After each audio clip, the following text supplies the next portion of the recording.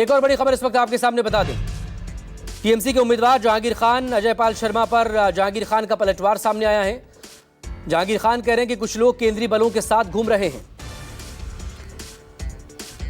खेल आपने शुरू किया, खत्म हम करेंगे, यह जहांगीर खान की तरफ से कहा गया है। और यह भी कि जनता आंदोलन करेगी तो केंद्रीय बल बिखर जाएंगे। कुछ लोग केंद्रीय बलों की मौजूदगी में डराने धमकाने की कोशिश कर रहे हैं जनता को।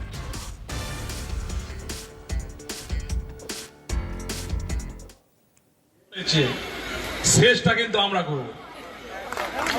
খেলাটা ওরা শুরু করেছে কিন্তু শেষটা আমরা করব। তাই পিকচার আবি বাকি মেরা দোস্ত, পিকচার এখনো বাকি আছে, সময় শুরু হয়েছে।